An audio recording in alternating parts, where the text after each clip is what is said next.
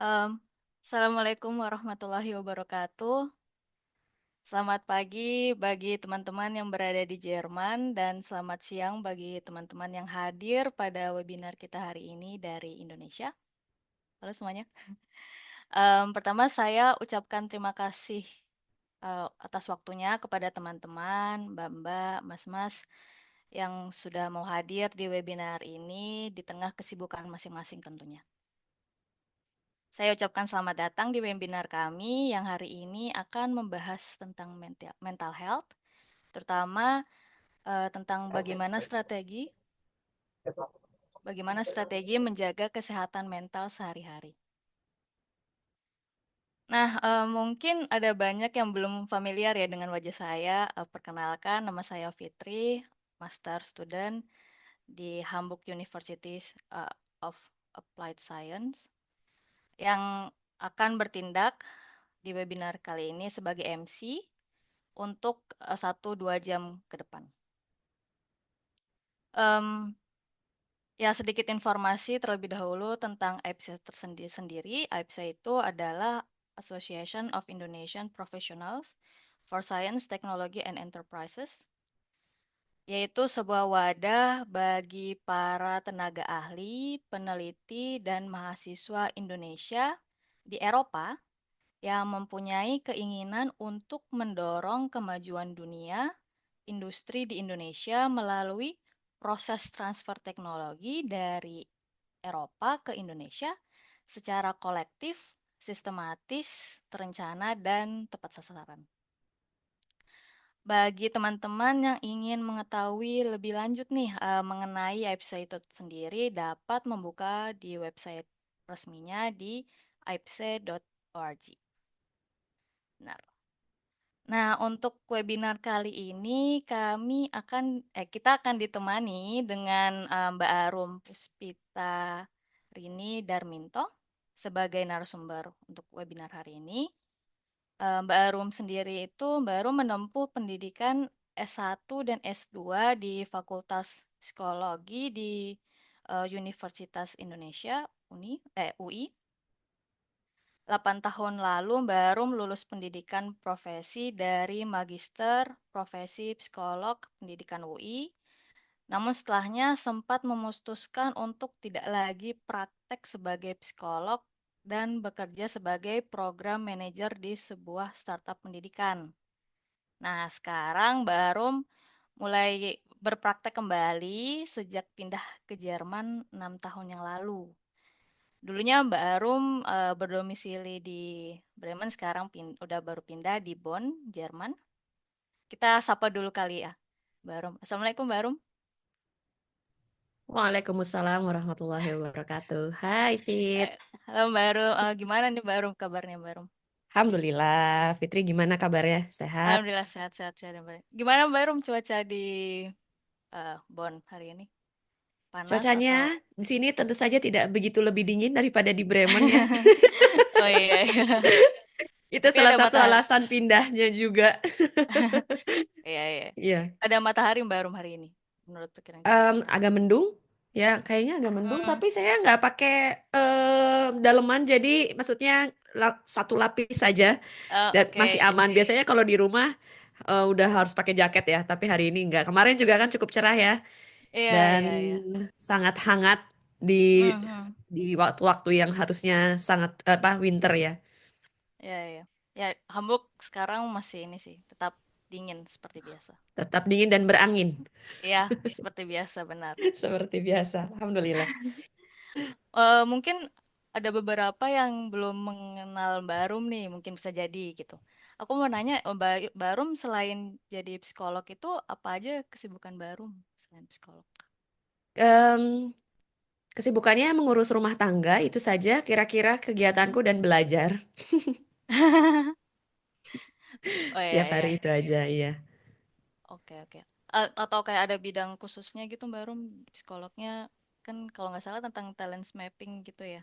Oh, kalau misalnya transmapping itu adalah salah satu alat tes yang saya dalami, yang Mhm. dimana itu bisa jadi salah satu alat tes yang em, apa ya bisa membantu klien-klien saya yang setiap hari itu saya temui sekitar 4 sampai 6 orang begitu ya. Mhm. Biasanya hanya menggunakan talent mapping itu saja gitu. Jadi saya adalah praktisi talent mapping. Nah, Hmm. selain jadi sebenarnya ya itu menjadi bagian dari kegiatan saya sebagai psikolog gitu sih Fit. Oke. Gitu. Oke, oke, Mm-mm. oke.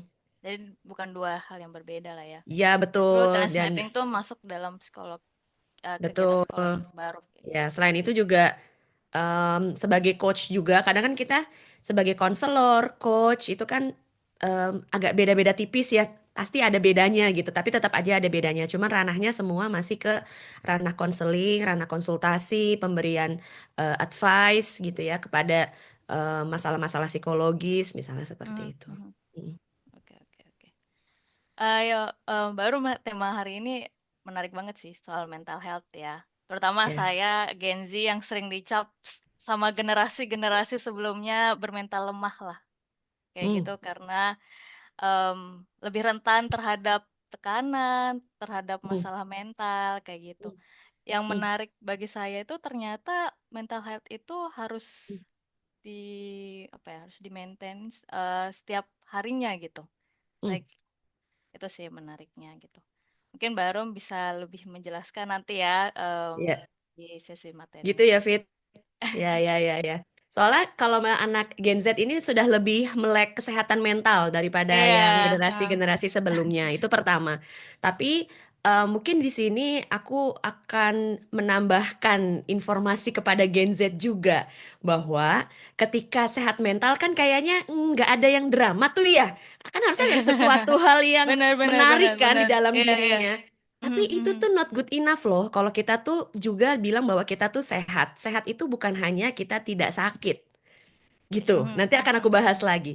Ternyata ada Oke. sehat itu juga punya kontinum juga gitu. Ternyata yang kita sekarang nih bisa berfungsi normal itu Mhm, ternyata KPI-nya tuh baru standarnya tuh baru segitu aja gitu. Padahal mhm, kita mhm, mhm. diberikan kehidupan, diberikan nafas, pasti diharapkan menjadi versi terbaik. Ya. Pertanyaannya, versi terbaik kita itu ada di mana dan apakah kita Mhm, sekarang setiap hari sudah menjalani menjadi versi terbaiknya atau belum gitu. Nah, kadang kita juga baru tahu ya kalau ternyata aku bisa ya gitu ya. Setelah keluar mhm, dari mhm. masalah gitu, setelah Ya. ambil salah satu apa ya tantangan gitu ya. Mhm, Tapi mhm. bayangin kalau kita nggak ambil itu, nggak dapat ujiannya, nggak dapat tantangannya, nggak dapat masalah-masalahnya, kita akan ya udah kayaknya aku kayak gini-gini aja gitu. Nggak upgrade lah ya. Dan itu juga sehat kan bagi mereka ya nggak gitu ya. Jadi mungkin ada perspektif lain yang mungkin ini jadi mewarnai lah gitu ya di dunia psikologi dan pengembangan diri yang saya harapkan tuh seperti itu supaya Gen Z itu nggak hanya ngelihatnya ke arah yang gangguannya aja, tapi kita Mhm. ngelihatnya ke arah bagaimana caranya supaya lebih sehat mental, bukan hanya bagaimana caranya supaya meniadakan sakit mental atau mental Ya, illness gitu. ya, ya, ya, Mm. benar-benar. Mungkin itu Kayaknya aja, tapi udah. ke arah yang lebih praktek-praktek sehari-hari aja ya, yang gampang-gampang ya. Iya, Mbak. Ya udah, karena kayaknya udah sedikit ada spoiler nih dari Hmm, baru. hmm. Kita langsung aja ya. Mungkin untuk teman-teman bisa diambil dulu nih catat bukunya, alat tulisnya untuk biar bisa dicatat karena katanya tuh ilmu lebih masuk ke hati kalau dicatat kayak gitu. Karena sayang banget nih ilmu dari Mbak Arum hari ini. Oke Mbak, Mbak Arum, tempat waktunya saya persilahkan Mbak Arum. Silakan. Bismillahirrahmanirrahim. Ya, mari teman-teman kita juga meluruskan niat ya untuk mendapatkan apa yang baik-baik di ilmu-ilmu yang datangnya dari Allah, yang mungkin hari ini itu bisa masuk ke dalam hati dan pikiran kita dan bisa kita manfaatkan untuk perbaikan kehidupan kita ke depannya. Tentu saja saya hadir di sini hanya sebagai perantara saja. Mungkin ada banyak kesalahan yang saya lakukan dan tapi ada juga persiapan-persiapan yang telah saya lalui dan ternyata minggu berapa ya? Awal bulan kali ya, apa akhir bulan yang lalu ya? Akhir bulan lalu ya kalau nggak salah ya. Itu harusnya giliran saya untuk bisa memberikan presentasi ini di AFC ya, tapi qadarullah saya sakit, lalu digantikan oleh Pak Mas Ruri ya, alhamdulillah. Dan sekarang diberikan kesempatannya, alhamdulillah. Em, Semoga teman-teman semua, Mas, Mbak, dalam keadaan sehat walafiat dimanapun berada. Dan hari ini kita akan ngobrolin tentang bagaimana meningkatkan kesehatan mental dalam kehidupan kita sehari-hari. Tadinya judulnya adalah strategi mempertahankan kesehatan mental atau menjaga kesehatan mental sehari-hari. Kalau menjaga kesehatan mental sehari-hari, mungkin saya akan lebih banyak ngobrolin tentang bagaimana supaya tidak mengalami gangguan mental atau tidak terlalu em, apa ya, turbulensinya gitu ya dalam masalah psikologis itu tidak terlalu besar gitu dalam kehidupan sehari-hari. Bagaimana menjaga kesehatan mental. Namun yang lebih banyak saya mungkin akan ke arah positive psychology dan psikologi Islam. Jadi bagaimana meningkatkan kesehatan mental sehari-hari ya. Saya lanjutkan. Bismillah. Pertama-tama, ini adalah gambaran tentang bagaimana kondisi mental kita. Mungkin bukan hanya kondisi mental tuh ditiadakan gitu ya, gangguan-gangguan mental, tidak adanya gangguan mental kayak sehat atau nggak sehat. Ada gangguan atau tidak ada gangguan. Bukan hanya dua dikotomi seperti itu, tapi ternyata juga em, secara ringkas gitu ya, secara mudahnya itu kira-kira ada 4 tingkatannya seperti ini. Pertama adalah kondisi yang tidak ada stres ya. Di sini em, sebenarnya ketemu dengan stresnya, ada gitu ya, stresornya, tapi tetap bisa beradaptasi sehingga tidak mempengaruhi kesejahteraan kita, tidak mempengaruhi well-being kita sehari-hari begitu. Yang kedua adalah mental distress. Di mental distress, stresnya tuh ada, tapi tidak bisa beradaptasi. Bawaannya itu sensitif gitu ya misalnya ya daripada hari-hari biasanya. Misalnya karena ada ujian yang sangat penting yang kitanya juga susah banget gitu ya untuk mengerjakannya dan kita susah untuk memahaminya. Kita tahu bahwa ujian ini akan menentukan mendapatkan sertifikasi atau mendapatkan kelulusan atau mendapatkan gelar sehingga kita eh, dalam dalam mempersiapkan ujian itu butuh beberapa hari, beberapa minggu, beberapa bulan sebelumnya gitu ya. Semakin menuju hari H, semakin juga stresornya juga lebih meningkat gitu misalnya. Dan mungkin stresornya juga lebih meningkat, tapi kitanya juga ketenangannya juga bisa lebih meningkat karena juga kita keterampilan kita sudah setara gitu ya dengan stresornya. Jadi ternyata kita juga mengeluarkan segala kemampuan kita untuk stres itu tidak semakin menekan lagi gitu ya. Nah, di situ adalah kondisi mental distress. Yang ketiga adalah masalah di sini terjadi masalah kesehatan mental ya, di mana individu mengalami masalah besar dan berlangsung terus-menerus. Jadi em, mungkin sudah ada hal-hal yang mengganggu secara signifikan. Mungkin ada hal-hal yang ke perilakunya atau kesehariannya tuh sudah ada yang terganggu secara signifikan sehari-hari. Misalnya sedang berduka ya kan. Kalau orang sedang berduka biasanya udah em, nggak bisa tuh makan yang lahap lagi gitu ya. Terus juga sudah tidak bisa tidur, produktivitas sangat menurun karena juga fokusnya juga sangat kurang ya. Em, Udah mulai pusing, berkepanjangan begitu. Nah, tapi dia tidak sampai ke gangguan mental. Seperti masalah juga ada di bullying juga seperti itu, konflik keluarga yang berkepanjangan ya, dan juga ada kekerasan. Lalu yang terakhir ada di dalam gangguan mental. Tingkat gangguan mental ini yang seperti mungkin teman-teman semua sudah merasa familiar ya dengan beberapa istilah, misalnya bipolar, NPD, skizofrenia atau depresi berat begitu ya. Dan di mana di sini mengarah pada permasalahan yang signifikan dan menetap begitu. Dan ada pengaruhnya dari fungsi otak yang tidak optimal biasanya dari genetis dan juga dari lingkungan. Dan penegakan diagnosanya memerlukan penegakan diagnosa dari profesional tentu saja dari pakar atau ahli dalam kesehatan mental seperti psikolog, seperti psikiater begitu. Semakin ke atas, maka jumlahnya sebenarnya semakin sedikit. Nah, yang mungkin sehari-hari kita temui adalah permasalahan satu, dua, kadang-kadang yang di bawah ya, permasalahan paling bawah, lalu tingkat yang kedua, begitu paling sering ada di situ, begitu. Jadi yang lebih akan kita bahas sebenarnya permasalahan-permasalahan kita sehari-hari, gitu ya. Tapi kalau misalnya ada pertanyaan mengenai masalah yang ketiga dan keempat, nanti saya akan juga coba bahas. Sini kita akan masuk ke kontinum sehat mental dan sakit mental. Jadi seperti tadi yang sudah saya katakan, sakit mental dan sehat mental itu bukan sebuah ternyata adalah sebuah kontinum yang sangat luas yang mungkin kita sendiri saja sehat mentalnya tuh sampai mana gitu ya, itu juga tidak terbayang gitu ya, tidak ada ujungnya gitu ya. Dan di sini kita ada kontinum sehat mental ini, kita tuh bisa berubah setiap saat ya, dari mulai yang menuju ke sakit sampai yang menuju ke sehat gitu ya.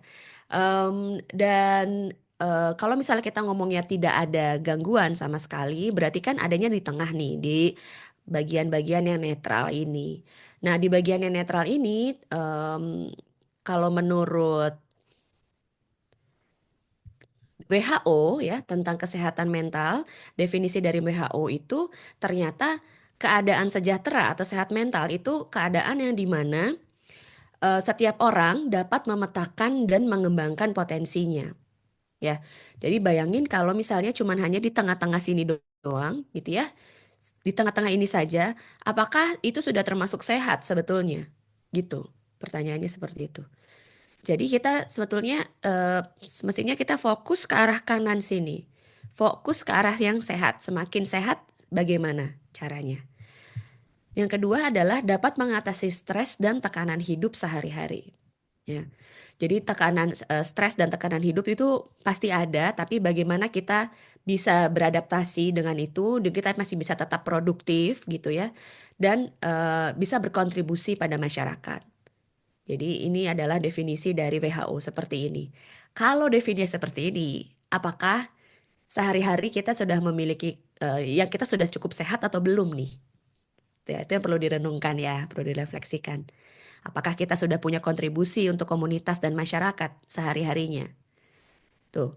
Atau misalnya kita nggak stres sama sekali, tapi kerjaan kita cuman seharian gitu ya. Game aja gitu, scrolling IG aja gitu. Itu masuk sehat mental nggak ya?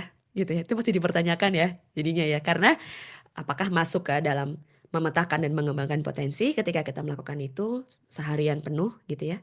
Dapat apakah kita masuk ke hidup produktif dan berkontribusi gitu. Nah, ternyata kalau di dalam psikologi positif gitu ya, kalau ini menurut Martin Seligman ya, Martin Seligman itu adalah founding father gitu dari positive psychology. Martin Seligman psikolog yang cukup terkenal ya gitu ya di dunia psikologi, dan memaparkan atau memberikan ide tentang istilah flourish ya. Flourish itu perkembangan yang sampai pada puncaknya ya. Kalau flourish, saya tuh mencari padanan kata bahasa Indonesianya dengan mudah tuh agak sulit mendapatkan padanan kata yang tepat untuk flourish bahasa Indonesianya. Intinya adalah flourish adalah berkembang atau mencapai kesejahteraan yang optimal dalam hidup. Kalau di bunga tuh flourish tuh sampai puncak perkembangan bunga yang paling puncaknya. Nah, itu tuh kondisi flourish. Begitu pula di dalam diri manusia ada kita tuh bisa berkembang mencapai kesejahteraan yang optimal dari diri kita sendiri. Dikatakan flourishing ketika mereka tidak hanya bebas dari gangguan mental, tapi juga memiliki kehidupan yang penuh makna, kepuasan, dan kesejahteraan secara emosional, sosial, dan psikologis. Jadi di sini yang jadi kata kunci adalah tidak hanya bebas dari gangguan mental, tapi juga memiliki kehidupan yang penuh makna, kepuasan, kesejahteraan secara emosional, sosial, dan psikologis. Nah, ini kondisi tadi itu ya, sehat mental yang dibayangkan oleh para pakar di dalam psikologi positif itu adalah kondisi yang mencapai flourish ini, begitu. Ya, eh, kita lanjutkan. Di mana di dalam flourish ada dimensi-dimensinya. Ada 5 dimensi. Pertama adalah P, positive emotion, mengalami emosi positif seperti kebahagiaan, rasa syukur, cinta, yang dapat meningkatkan kesejahteraan psikologis. Nanti akan aku jelaskan juga ya berikutnya. Ada E, engagement, ada relationship, ada meaning, dan ada accomplishment. Sebenarnya 5 hal ini yang perlu kita pertahankan dan kita tingkatkan sehari-hari. Apakah kita mengetahui positive emotion kita sehari-hari? Itu apa? Apa sih yang membuat kita bahagia? Apa sih yang membuat kita rasanya kayak dicintai? Apa sih yang membuat kita rasanya dikagumi? Apa sih kalau engagement, apa sih yang membuat kita rasanya waktu tuh berlalu begitu cepat gitu ya? Kita kayak ngerasa sangat fokus pada suatu kegiatan. Lalu relationship, bagaimana kita memiliki hubungan yang baik di rumah dan juga di masyarakat. Yang M, meaning, bagaimana kita bisa mendapatkan insight dari apa yang kita kerjakan, rasa bermakna, rasa berdaya gitu. Dan juga accomplishment, bagaimana kita bisa mencapai tujuan dan keberhasilan dalam hidup yang memberikan rasa bangga dan kepuasan pada diri kita sendiri. Nah, sebetulnya ini adalah tadi mungkin apa ya, jadi cerita dulu lah ya sedikit ya. Ini yang membuat saya tadi ceritakan dari Fitri, yang sempat Fitri bilang Mbak Arum nih sempat berhenti gitu ya praktek gitu, dan akhirnya melanjutkan praktek lagi 6 tahun yang lalu setelah pindah ke Jerman. Sebetulnya itu saya berhenti untuk praktek karena saya tidak bisa menjawab pertanyaan, sebetulnya pertanyaan tentang perma ini. Bukan karena bener-bener plek-ketiplek saya baca perma, saya tahu perma gitu ya, terus kok saya nggak bisa nemuin ini gitu ya, enggak. Tapi kurang lebih ini yang saya rasakan, ketiadaan positive emotion, engagement, relationship yang mungkin waktu itu tuh lagi di reset gitu ya, lagi berantakan sekali. Terus ada meaning, merasa tidak berdaya dan tidak ada pencapaian dalam kehidupan saya, bahkan setelah saya lulus profesi psikologi. Setelah menjadi psikolog, kok saya tidak bisa menjawab pertanyaan itu, lalu juga didatangkan dengan klien-klien yang memiliki permasalahan yang serupa, namun saya merasa tidak begitu bisa membantu mereka. Ada beberapa alat tes yang waktu itu saya harap menjadi andalan saya, terutama tes-tes proyeksi. Namun saya tidak bisa mendapatkan apa ya, asistensi atau bimbingan gitu dari mentor-mentor psikolog-psikolog yang sudah berpengalaman, sehingga saya rasa kayaknya agak kurang bijak kalau saya itu menggunakan alat tes yang belum saya kuasai gitu ya. Dan qadarullah memang belum ketemu momennya di mana, dan belum ketemu gurunya, mungkin karena saya juga belum siap ya untuk bisa mendapatkan ilmu-ilmunya.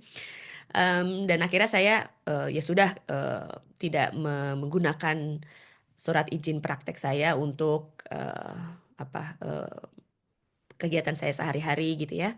Jadi lebih baik saya tidak ketemu dengan klien, saya masuk ke dalam dunia training dan em, startup pendidikan gitu. Nah, disitulah saya justru mulai mulai apa ya, pertanyaan-pertanyaan dalam diri saya tuh mulai saya jawab satu persatu gitu. Oh, ternyata saya suka banget ya untuk buat kelas gitu buat orang lain. Ternyata karena saya ketika nggak ada yang datang juga, saya sendiri belajar aja tuh saya udah seneng banget gitu. Saya mendesain kelasnya, terus saya menyambut orang-orang yang hadir, saya ketemu orang-orang baru, ternyata saya suka sekali. Terus memfasilitasi orang-orang berkembang begitu, dan mendapatkan apresiasi terhadap apa yang saya lakukan. Salah satu hal yang mungkin sangat menyenangkan bagi saya ketika saya bekerja di startup waktu itu. Dan setelah itu kembali pindah ke Jerman, sehingga rasanya saya harus keluar dan dia harus resign, ikut suami pindah ke Jerman, sehingga saya pikir kayaknya udah deh, saya karir saya udah sampai sini saja gitu ya. Karena waktu itu saya mau, waktu itu tahun 2019 ya, agak susah kalau cari kerjaan yang juga jarak jauh. Terus yang kedua adalah kalau mau cari klien yang online juga gak ada yang mau. Saya sejak 2017 tuh berharap untuk dapat klien online ya. Karena rumah saya tuh di Bekasi dan perjalanan menuju Jakarta kalau di jam-jam padat itu ya sekitar 1,5 jam minimal ya. Jadi kalau misalnya saya harus ketemu sama klien yang cuma 1 jam aja, terus harus jalan 1,5 jam, balik ke 1,5 jam, terus habis itu harus beli kopi atau apa gitu ya, ngobrol di kafe dan segala macam. Terus kok kayaknya itu mahal sekali gitu modalnya gitu ya. Ada modal fisik, energi, baik itu juga material. Jadi lebih baik kayaknya memang online. Tapi ternyata tidak ada yang mau. Jadi saya juga merasa kayak oh ya kalau saya pindah ke Jerman mungkin ya udahlah gitu ya nggak berprofesi sebagai psikolog dan bahkan juga cari kerjaan juga agak sulit. Tapi ya nggak apa-apa itu pilihan saya. Dan ternyata qadarullah ada pandemi dan membuat saya jadi semakin banyak belajar lagi karena semakin banyak kelas-kelas online ya. Dan pada saat itu saya mulai mempelajari kembali tentang talent mapping yang sudah pernah saya cobakan dan saya pelajari beberapa tahun sebelumnya. Saya kenal talent mapping dari 2012 dan ternyata disitulah saya mendapatkan insight bahwa em, saya bisa membantu banyak orang karena saya telah merasakan sendiri manfaatnya. Bagaimana saya menemukan PERMA ini di dalam keseharian saya dengan menggunakan talent mapping. Lalu habis itu saya padukan dengan pertanyaan-pertanyaan coaching gitu ya yang membuat saya jadi lebih aware tentang diri saya setiap harinya. Karena eh, memahami diri itu memang perjalanan yang panjang ya, nggak cuman bisa selesai dalam 1 kali sesi gitu ya bersama psikolog gitu. Setelah itu perlu diiterasi lagi, perlu dicari lagi yang benar yang mana. Kalau misalnya situasinya kayak gini gimana, kalau kayak gini gimana, konteksnya dibawa ke konteks yang berbeda-beda seperti itu. Ya, nah kita akan bahas ini. So how to, masuknya udah langsung ke bagaimana caranya. Pertama kita akan bahas tentang positive emotion ya. Di positive emotion kita mengalami tadi emosi positif seperti rasa bahagia, senang, bangga, hope gitu, cinta, optimis yang dapat meningkatkan kesejahteraan psikologis. Setiap hari untuk bisa merasa sehat secara mental, seseorang manusia perlu memiliki emosi yang positif. Kondisi hidup tanpa emosi positif dalam rentang waktu yang lama akan menurunkan kualitas hidup dan kesehatan mental. Jika kondisi itu terus berlangsung, maka orang akan mengalami gangguan mental. Jadi setiap kita tuh rentan sebenarnya pada gangguan mental gitu ya. Dan tingkatkan kesensitivitasan kita pada masalah-masalah yang hadir di kesadaran kita yang bisa mengganggu aktivitas kita. Yang semestinya kita tidak begitu terlalu harus risau, gusar ya tentang hal-hal tersebut gitu. Tapi kenapa ini tuh kita rasain gitu ya? Itu jadi pertanyaan saja, itu jadi em, curiosity gitu. Jadi membangkitkan rasa ingin tahu kita terhadap diri kita. Bukannya diabaikan, biarkan dia hadir, kita aware terhadap perasaan itu begitu ya. Dan habis itu so what's next? Apa yang bisa saya lakukan dengan itu? Saya bisa mempelajari apa dengan itu? Gitu. Jadi jangan diamin dan nantinya jadi berlarut gitu ya. Itu bisa akan eh, sampai ke pada gangguan mental. Meskipun memang mencapai gangguan mental memang perlu intensitas yang cukup kuat dan durasinya cukup lama ya gitu ya.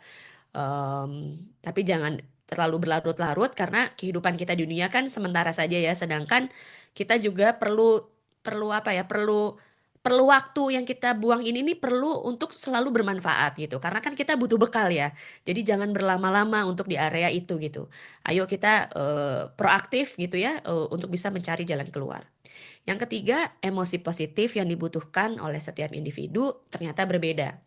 Setiap orang memiliki preferensi unik sesuai dengan kepribadiannya dan psikologi positif mengenal ini sebagai set range. Nah, ternyata emosi orang tuh pada setiap individu tuh ternyata berbeda-beda ya. Ada orang yang seneng banget nonton film thriller berkelahi mencari memecahkan teka-teki yang seperti detektif begitu ya. Tapi ada juga nontonnya lebih ke arah yang melo-melo, romantis, terus em, bikin mudah menangis gitu ya. Itu kan preferensi masing-masing ya. Dan di situ kan menimbulkan positif emosi, emosi positif yang berbeda-beda satu orang dengan orang yang lainnya. Masa yang tembak-tembakan terus yang kayak pembunuhan akan menimbulkan emosi positif gitu ya. Iya, pada bakat-bakat tertentu itu bisa. terjadi gitu, bahwa itu akan adrenalin yang muncul karena habis nonton itu, pada saat menonton em, apa tontonan-tontonan yang menegangkan itu dan ternyata bikin seru gitu ya bagi beberapa orang. Nah, itu ternyata ada preferensinya juga dari bakat yang saya pelajari gitu. Dan yang berikutnya, mengenal bakat membantu seseorang memahami apa saja ragam emosi positif yang paling dibutuhkannya. Nah, di sini coba saya jelaskan tentang lebih dalam lagi ya. Misalnya, jadi orang berbakat belief itu adalah orang yang senang sekali membantu orang lain ya. Jadi dia akan bisa mendapatkan emosi positif apabila dia banyak membantu orang, banyak berbagi gitu. Masak terus dikasih ke tetangga. Nah, mau lagi jalan-jalan, kayaknya temenku tuh suka deh boba ini gitu, dibeliin, kasih surprise ke temennya gitu ya. Itu adalah bakat-bakat belief tuh. Bagi orang berbakat belief rendah gimana ya, nggak kepikiran aja gitu untuk membantu orang gitu ya, nggak begitu terlalu spontan keluarnya untuk bisa membantu orang. Ya kita cari apa yang kuat di dalam diri kita. Jadi ada 34 bakat, di mana 34 bakat itu kita bisa lihat adalah sumber-sumber dari emosi positif seseorang gitu. Ada yang kuat ada di mana, pasti ada. Lemahnya ada di mana, pasti ada. Karena mereka akan berurutan gitu ya. Kalau di talent mapping keluarnya akan berurutan. Namun kalau ini sebenarnya nggak perlu pakai talent mapping juga bisa nih teman-teman. Jadi kalau bisa dipelajari di 34 ini dan bahkan ada banyak sekali referensinya di YouTube dan juga ada di apa websitenya Gallup ya. Itu cukup lengkap. Bahkan saya bilang saya tuh mencari video-video itu cari yang paling bawahnya yang bener-bener dia pertama kali tuh ngepost apa ya gitu ya Gallup itu saya nggak nyampe ke bagian bawahnya karena ternyata ada 1000-an lebih gitu video-videonya. Jadi ada banyak sekali ya teman-teman bisa nontonin dari mulai yang durasinya paling pendek 1 menit sampai ada yang 1 jam juga. Dan saya tuh yang mana sih sebenarnya gitu ya dari itu semua bisa. Tapi kalau mau lebih ringkas cepat sebetulnya bisa pakai alat tes talent mapping yang nggak perlu apa nontonin satu-satu gitu ya. Nah, dan makanya saya bilang di sini saya tuliskan ya, biasakan merefleksikan hal positif setiap hari berdasarkan pencapaian kecil yang sesuai dengan bakat Anda. Bisa jadi kita nggak tahu bakatnya, tapi kita cuma taunya adalah apa sih hal-hal positif yang kita lakukan pada hari ini. Misalnya ternyata saya itu merasakan perasaan orang itu adalah sesuatu hal yang membahagiakan bagi saya. Bagi orang itu mungkin melelahkan, bagi saya ternyata itu jadi energi besar. Meskipun memang lelah, kalau lelah ya manusiawi ya. Kalau misalnya kliennya 6 terus masalahnya juga gak usah yang sulit-sulit masalahnya, masalah biasa-biasa saja. Tapi kliennya 6 berarti kan dikali 1,5 jam tuh, 9 jam kerja nonstop ngomong tentu capek banget kan. Kalau kerja aja 8 jam itu juga udah ada waktu istirahatnya ya. Jadi kalau misalnya apa sampai 9 jam itu tuh capek banget. Makanya saya biasanya maksimal tuh ya yang enak sebenarnya yang capeknya tuh pas itu 4 jam gitu. Dan ketika saya 4 jam berarti kan 6 jam nonstop ngobrol, ketemu sama orang gitu ya, ketemu masa permasalahan dan ternyata itu membahagiakan bagi diri saya. Jadi ketika saya tidak berpraktek menjadi psikolog atau menjadi konselor, menjadi coach, saya nggak bisa praktek sama sekali misalnya. Yang saya lakukan adalah bagaimana saya menyelami perasaan orang lain. Paling tidak orang-orang terdekat saya ya yang sekarang karena saya apa setiap hari juga menghubungi keluarga dan juga tinggal bersama suami ya yang saya apa bantu untuk bisa bisa connect gitu ya emosinya ya itu dengan mereka ini gitu.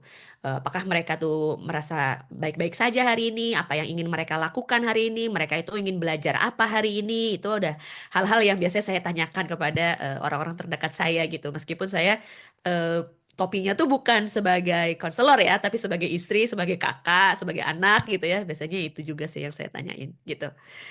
Ya, jadi ini tidak terikat dengan pekerjaan tertentu, bahkan ketika menjadi ibu rumah tangga sekalipun gitu ya, yang kayaknya banyak sekali permasalahan bahwa sejak jadi ibu rumah tangga saya kok nggak ngapa-ngapain ya rasanya.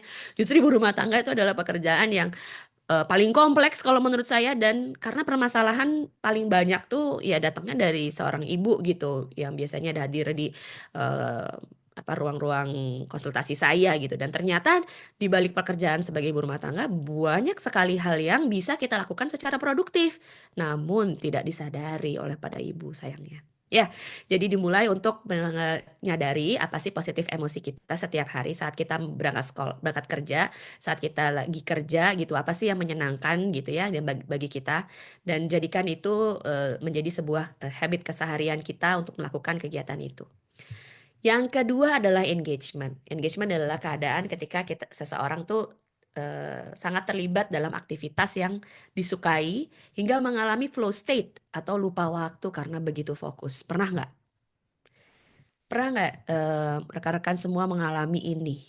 Coba tuliskan di chat kalau ada ya. Pernah nggak mengalami kondisi ngeflow gitu sampai lupa waktu? Yang dimana ngeflow-nya itu sendiri bisa jadi sesuatu hal yang ternyata bermanfaat gitu bagi orang lain, tuh ya. Kalau saya tuh dulu ngeflow banget, saya ngerasain kondisi ngeflow banget saat saya ngajar. Dulu saya pelatih tari tradisi. Jadi kalau saya ngajar sebuah sanggar gitu, itu saya seneng banget. Udah pasti udah lupa sama waktu. Tiba-tiba selesai aja 2 jam gitu. Tiba-tiba saya capek aja karena udah kebanyakan ngomong gitu ya. Ternyata saya kakinya sakit aja karena lupa duduk gitu ya. Karena benar-benar bersemangat sekali gitu. Kondisi ngeflow itulah yang saya simpan di kepala saya. Sebenarnya ada pengalaman seperti itu sepertinya sangat dibutuhkan ya untuk oleh setiap dari kita gitu untuk bisa mengalami kondisi flow state ini. Tapi dari situ saya nggak ngambil insight-nya, oh mungkin kayak jalan hidup saya itu menjadi pelatih tari ternyata gitu. Bukan, yang saya ambil itu adalah em, apa sih apa yang kamu lakukan sehingga kamu merasa ngeflow pada saat kamu melatih gitu. Ternyata yang saya sadari, saya tuh sangat senang ketika ilmu-ilmu saya itu bisa saya berikan kepada orang lain dan orang itu tuh merasa dirinya tuh tidak lagi mediocre, tidak lagi biasa-biasa saja. Jadi saya tuh lebih ngeflow saat saya ketemu dengan murid-murid yang tadinya nggak bisa nari, terus jadi bisa mentas atau bahkan bisa festival di luar negeri. Terus kalau festival di Eropa kan biasanya kita nggak cuman ngisi-ngisi aja ya, tapi kita biasanya ada olimpiadenya, ada kompetisinya, bahkan dibayar juga per hari gitu. Dan punya pengalaman seperti itu bagi beberapa anak yang nggak kebayang kalau ke luar negeri ternyata dia bisa ke luar negeri dengan cara seperti itu. Bu saya itu sangat membahagiakan ketika mereka merasa bahwa mereka punya pencapaian dalam hidupnya gitu. Dan nggak apa-apa, bukan saya yang sukses gitu ya, bukan saya yang mentas, bukan saya yang bisa, tapi saya membantu perkembangan kemajuan seseorang.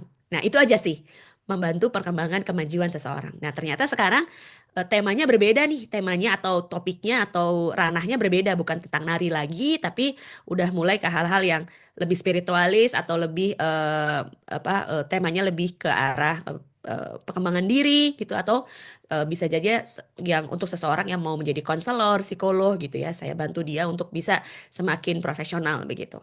Nah, itulah di situ kondisi engagement yang flow state. Awalnya awalnya sebenarnya kayak cuman cuman gini aja tuh apa ya, tapi kan aku udah nggak mau lagi misalkan flow state-nya adalah bermusik atau masak gitu ah. Kalau masak masih bisa ya kan untuk jualan gitu kan segala macam itu masih mungkin agak lebih mudah gitu kita menemukannya.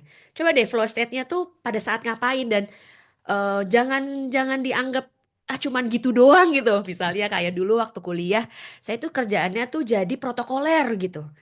Ya tapi masa sekarang saya mau kerjanya protokoler kan ya nggak mungkin gitu. Nggak buru-buru ke sana gitu. Ambil ruh dari protokolernya itu apa? Apa sih sebenarnya yang dari kegiatan protokoler itu yang membuat eh, berbinar-binar, yang membuat hati itu penuh gitu ya, yang membuat kita tuh jadi sangat bersemangat, lupa waktu, nggak bisa cek HP, bahkan lupa sama HP gitu ya. Ambil ruhnya, ambil kegiatan-kegiatannya gitu, bukan plek-tiplek tentang pekerjaannya ya. Nah, di flow state ini sebuah pengalaman melakukan aktivitas yang sesuai dengan sifat dan kekuatan alami yang ada pada diri kita. Makanya tadi itu sebenarnya saya sedang menjelaskan bakat developer gitu. Yang pada saat saya belajar talent mapping, saya baru tahu, oh ini yang namanya bakat developer. Ternyata orang berbakat developer adalah orang yang senang membantu orang lain berkembang dari tidak tahu, dari tidak bisa jadi bisa, begitu.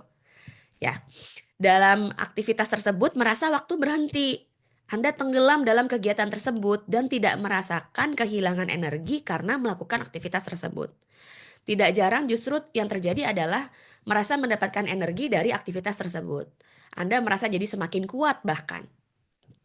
Itu engagement. Saya kayaknya itu saya punya ciri-ciri anak yang ADD lebih tepatnya. Saya punya ciri-ciri itu dan berlangsungnya memang sudah lama ya dari kecil memang seperti itu. Dan saya ngelihat kalau fokus, saya bisa jadi lebih fokus dalam kondisi-kondisi di mana saya ngobrolin hal-hal yang berkaitan dengan ini pengembangan diri atau saya ketemu sama klien. Biasanya saya sangat fokus gitu. Em, Gak ada kepikiran sesuatu di luar orang yang ada di hadapan saya, gitu ya. Jadi di situ kita mendapatkan energi dan dari aktivitas itu kita jadi semakin kuat dari situ, ya. Mengenal bakat memudahkan Anda menemukan aktivitas yang sesuai dengan kekuatan alami Anda. Ya, bagaimana nih cara praktis sehari-harinya untuk menemukan engagement? Ya, tadi temukan kegiatan yang benar-benar membuat Anda ngeflow, bukan hanya aktivitas-aktivitas fisik saja ya, seperti menulis, melukis, bermain musik, olahraga, tapi juga bisa kegiatan-kegiatan yang sifat ada aktivitas yang berkaitan dengan sifat gitu, yang berkaitan dengan bakat-bakatnya, seperti memberikan saran sama orang, nasehatin orang gitu ya, wawancara, menyapa teman yang sudah lama eh, tidak ngobrol bertahun-tahun, misalnya seperti itu. Menyapa orang baru, memikirkan sesuatu secara mendalam, em, seperti misalnya ternyata ngeflow saat sedang mengkaji ayat gitu kan. Itu kan berpikir secara mendalam, satu persatu ininya huruf-hurufnya dipretelin, ini tuh kenapa ini, kenapa itu berada, kenapa hurufnya ini dan segala macam ya. Kenapa artinya seperti apa dan apa tadaburnya bagaimana, itu kan berpikir secara mendalam, bercerita dan lain sebagainya ya. Tantang diri dengan aktivitas yang sesuai dengan keterampilan. Tidak terlalu mudah dan tidak terlalu sulit. Karena kalau terlalu sulit nanti nggak nyampe ke flow-nya, terlalu mudah juga nanti akan jadi kebosanan. Kurangi distraksi saat bekerja atau berkegiatan untuk mencapai flow gitu. Ya, distraksi itu yang membuat kita jadi lepas ya, udah nggak jadi flow lagi ya. Jadi ada distraksi, jadi udah eh, nggak benar-benar tenggelam dalam aktivitas itu sendiri gitu ya. Baik, nomor 3 tadi udah ya. Pertama adalah positif emotion P-nya, perma ya. E, engagement. Yang ketiga adalah R, relationship, ya, hubungan sosial. Menjalin hubungan positif dengan orang lain yang memberikan dukungan emosional dan meningkatkan kebahagiaan. Tadi juga perlu. Jadi kalau kita nggak punya relationship yang baik gitu, itu ternyata juga akan mengganggu kesehatan mental kita. Meskipun kita adalah seorang yang tidak terlalu suka berteman atau introvert, em, sukanya menyendiri. Nah, ada yang gema ya, ya. Oh, sorry. Nah, di sini em, ternyata kita sebagai makhluk sosial itu juga resah kalau kita juga tidak memiliki hubungan sosial yang baik, dan bahkan bukan hanya itu saja, ketika kita merasa tidak berguna bagi orang sekitar kita, karena itu adalah fitrah manusia. Tentu kalau fitrah manusia semua orang punya ya panggilan itu di dalam diri kita. Jadi kalau rasanya tuh aku eh, dan gak herannya ketika banyak orang yang merasa pekerjaan di rumah selesai, semuanya bisa dilaksanakan tuntas. Terus anak-anak juga udah besar nih Mbak Arum gitu ya biasa ceritanya. Aku tuh harus ngapain lagi ya gitu. Aku tuh pengen ngelakuin ini, tapi tuh aku tuh agak ragu gitu. Apa wajar ya Mbak, aku tuh sekarang udah umur 40-an kayak gini, baru mau mulai membuka bisnis gitu. Karena anak-anak udah mulai bisa ditinggal, udah bisa mulai mengurus dirinya sendiri gitu, udah mulai remaja gitu. Ya itu adalah kondisi di mana kita merasa siap gitu untuk berkontribusi lebih luas lagi. Bukankah itu justru ada satu hal yang sangat baik ya? Berarti kan urusan yang memang paling utama yaitu di dalam rumah dan keluarga sudah tuntas sehingga kita masih punya energi lebih dalam eh, apa untuk bisa berkontribusi lebih luas ya.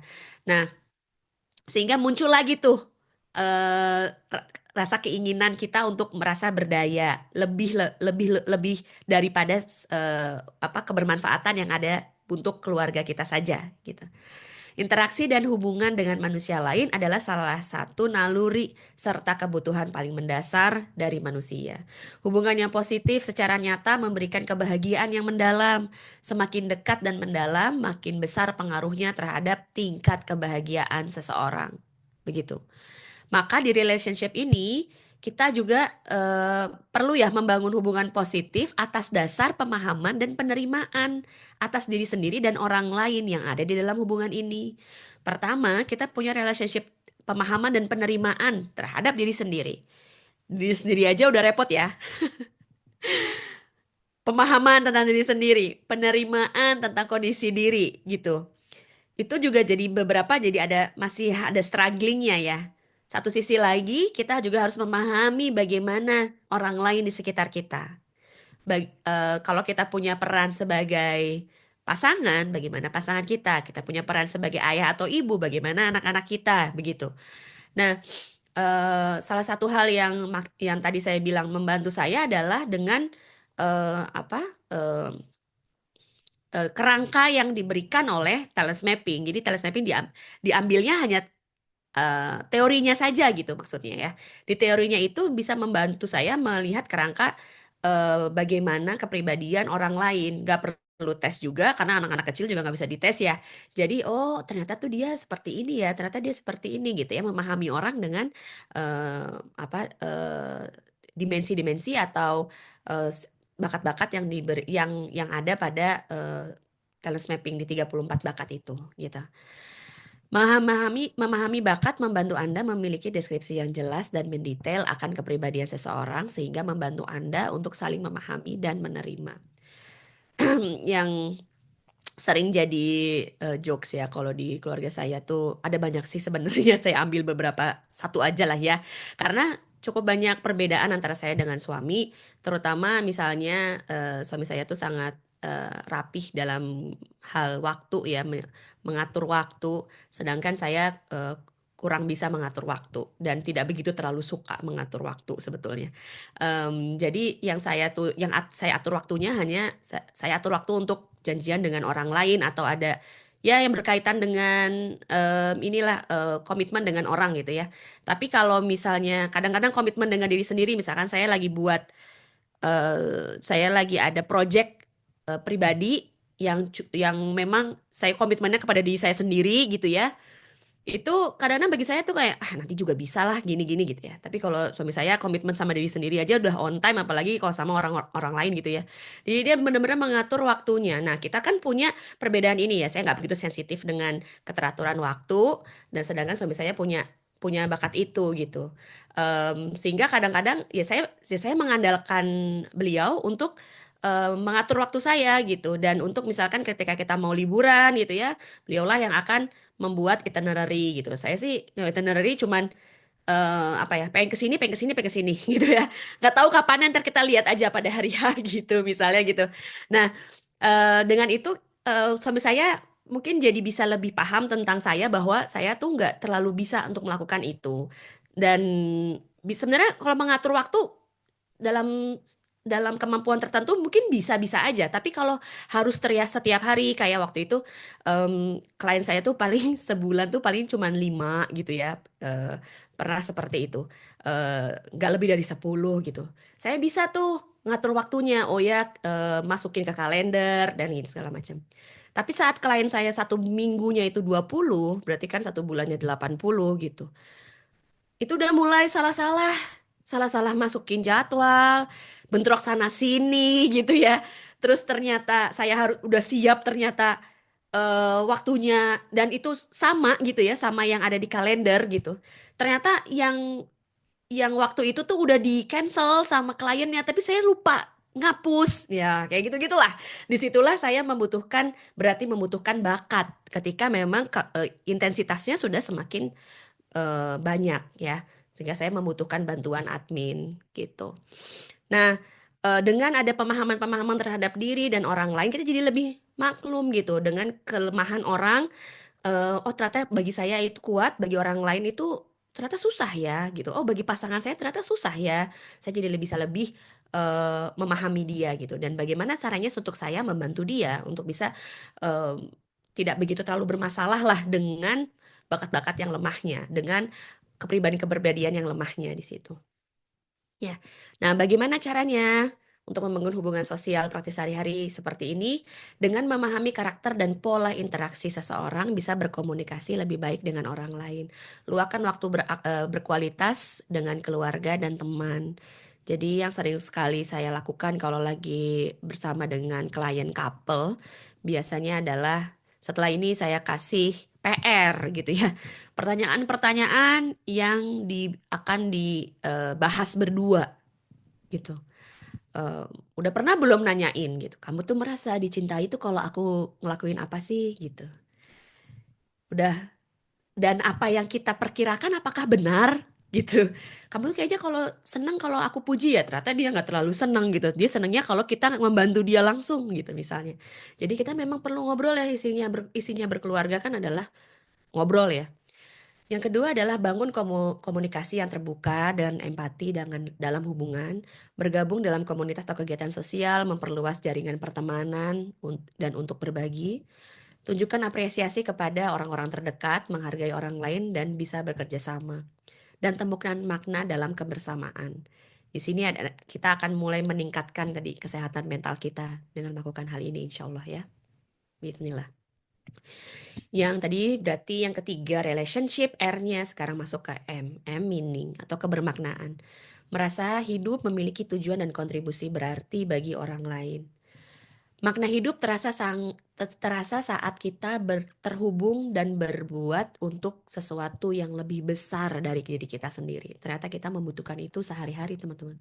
Ya, memahami bakat akan membantu manusia menemukan panggilan hidupnya, sehingga hidupnya diisi dan dengan dedikasi melayani sesuatu yang selaras dengan sifat dan bakatnya.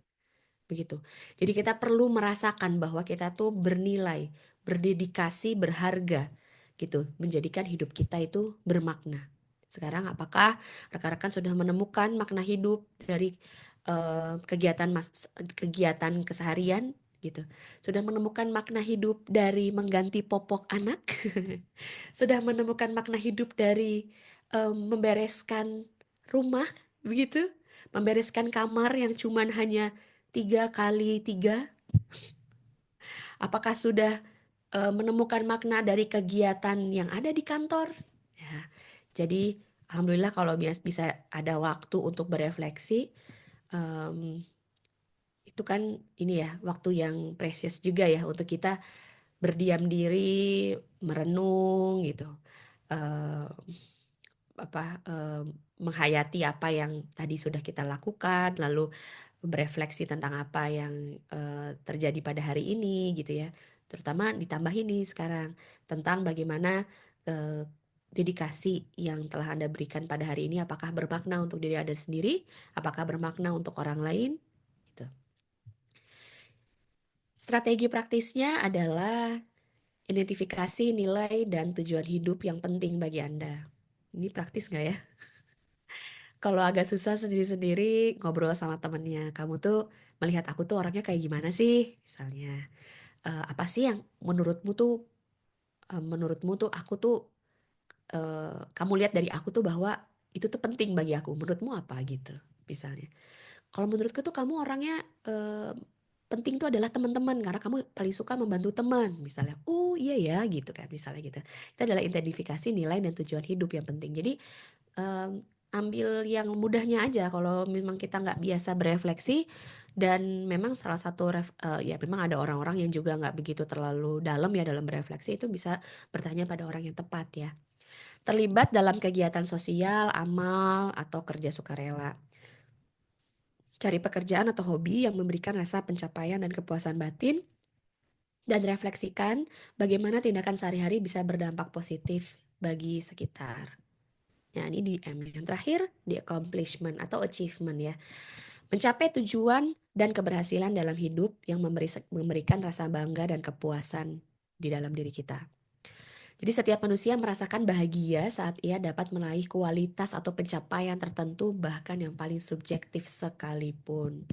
Apa tuh yang paling subjektif gitu ya? Hal-hal yang bagi saya itu penting sekali bagi orang-orang orang lain tidak penting gitu ya. Nggak apa-apa gitu. Pencapaian hidup merupakan bukti dirinya telah berkembang menjadi semakin kuat, semakin baik, hingga memiliki suatu kualitas unggul dan penguasaan.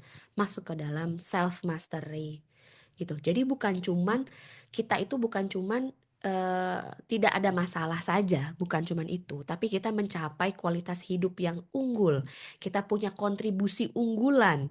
Kita punya amal ibadah yang kita jadi andalan gitu, yang istilahnya bagi kita tuh Allah memudahkan kita mengerjakan hal itu gitu ya.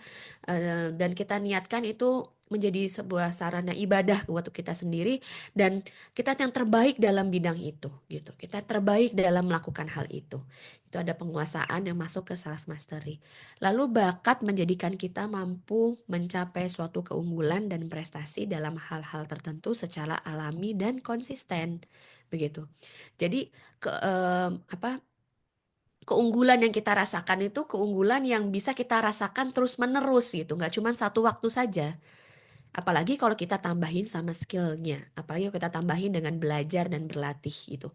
Maka eh, biasanya pertanyaannya gini, lebih baik mana antara berusaha keras gitu ya atau bekerja keras dengan mengandalkan bakat yang nggak bisa dipilih, harus berada pada apa aktivitas-aktivitas yang sesuai dengan pembawaan kita dan kita bekerja keras di area itu gitu. Pastikan ya rekan-rekan juga merasa misalnya saya itu kalau pengen sih bermanfaat untuk orang lain gitu, merasa merasa apa tadi ya meaningnya dapat gitu ya, bermanfaat untuk orang gitu, pengen merasa seperti itu dan sudah merasa bermanfaat gitu bagi orang lain.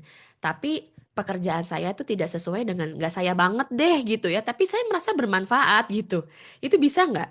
Ya bisa kan? Itu bisa-bisa aja. Berarti kan aspek-aspek yang tadi yang lain-lainnya itu tidak masuk gitu. Cuman hanya eh, aspek positif emosionnya mungkin tidak ada.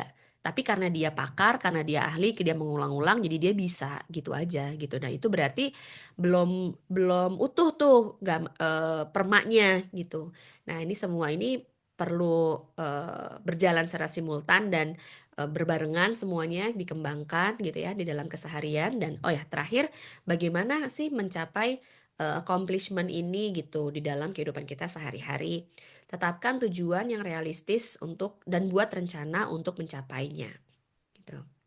Jadi kita merasakan adalah ada sense of progress setiap hari.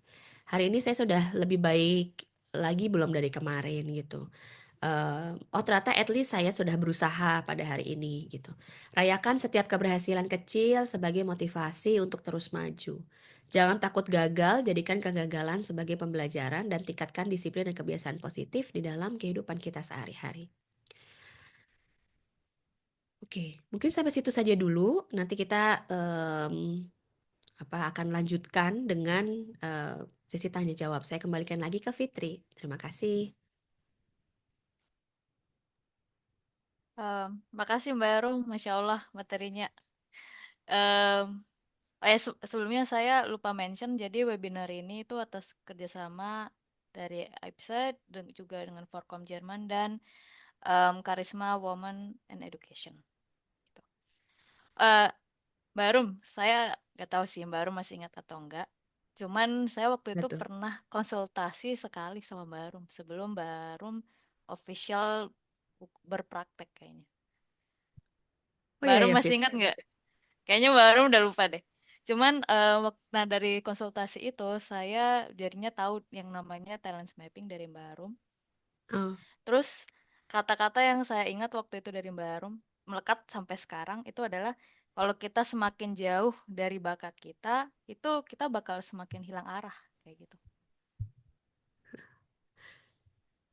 kayak gitu sih. Jadi ya itu eh, dari talent mapping memang jadi kita bisa tahu mengenal diri kita kan. Jadi kayak Ya, gitu tuh. alhamdulillah, alhamdulillah. Ya.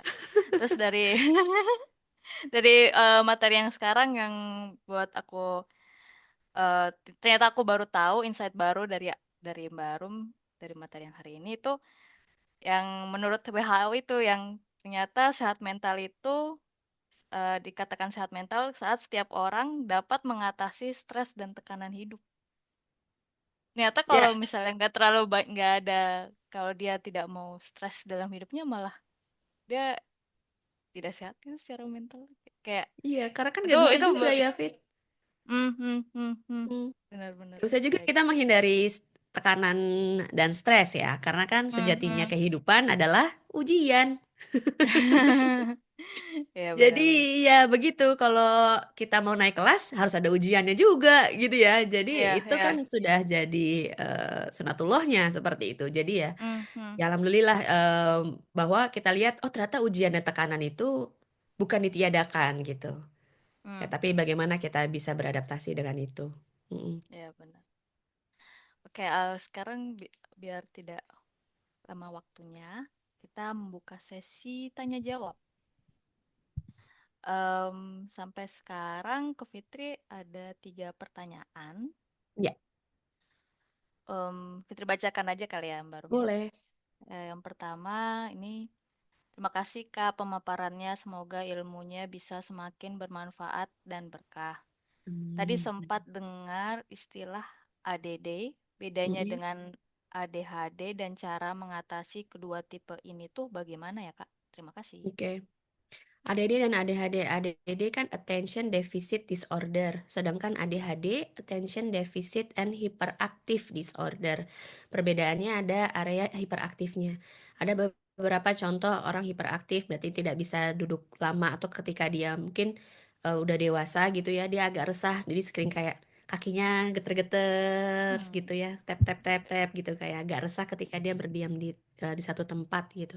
Itu salah satunya saja. Ada beberapa contoh-contohnya lagi. Tapi kabar baiknya, saya itu 90% ini sudah hampir jadi e-book ADHD dan Mhm. ADD. Jadi nanti bisa dibaca di situ. Nanti akan aku promokan di Instagramku.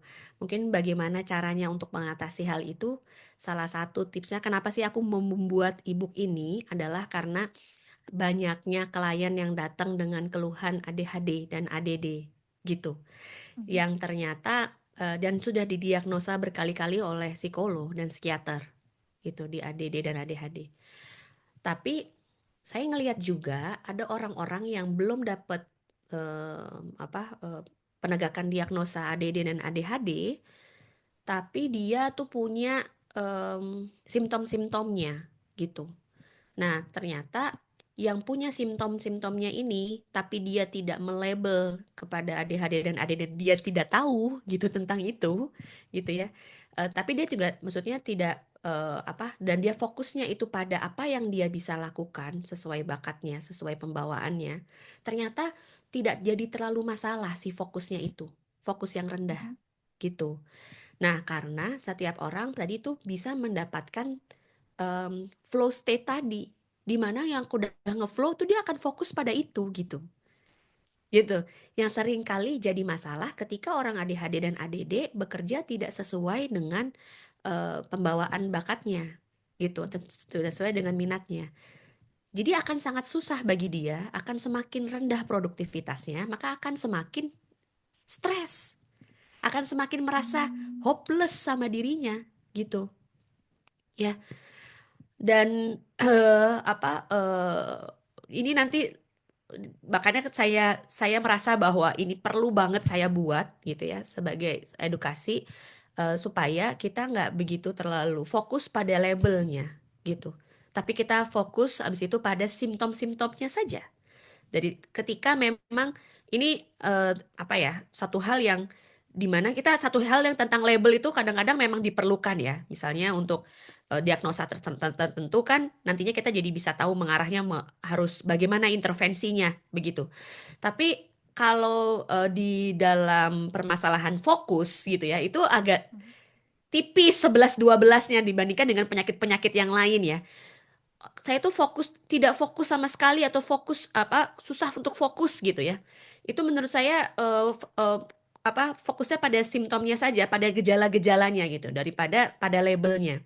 Kalaupun emang kita mengarah ke dan kita memang sudah dicap sebagai seorang yang ADHD dan ADD, kita coba lihat apa yang bisa kita lakukan dengan minat kita. Kita bisa fokus pada bidang apa dan kita bisa melakukan apa. Tuh kita coba iterasi di area-area itu. Ada perbedaan nggak dengan tingkat fokusnya antara saat kita mengerjakan yang tidak minat dengan yang minat. Oh, ternyata berbeda. Ya udah, fokus yang di situ berarti. Berarti panggilan hidup kita ada di situ. Ngapain nih yang kita apa namanya membuang-buang waktu untuk hal-hal yang sebenarnya di situ kita nggak akan bisa mencapai kualitas unggulan gitu. Menurutku sayang-sayang sih Ya, gitu. Mungkin kita seperti itu. lanjut. Nanti kalau misalnya ada mau lebih lengkapnya lagi, ya itu ada hampir 100 halaman membahas tentang itu. Nanti di check out ya. Penasaran? Mungkin bisa lihat Instagramnya Mbak Arum nanti ya. Iya, insya Allah akan Habis ada webinar. di Ramadan ini. Insya Allah. Oke. Kita lanjut ya Mbak, pertanyaan kedua Mm, ya. Sebentar. Oh ya ini. Nih, Kak, ada nggak bocoran pertanyaan-pertanyaan atau PR-nya untuk klien pasangan? Bagaimana tuh? ada. Untuk apa dulu nih? Kira-kira untuk apa ya? Em, Memahami tadi ya? Memahami pasangan kali ya? Ya mungkin memahami Iya. pasangan. Oke. Em, Misalnya pertanyaan seperti kamu merasa kapan kita kita nanya kepada diri kita sendiri dulu Mhm, gitu ya. mhm, Em, Kapan saya merasa saya dicintai oleh pasangan gitu. Terus eh, misalnya saya menjawab saat dia menanyakan apa yang mau dibantu gitu. Misalnya ya, ya. seperti itu.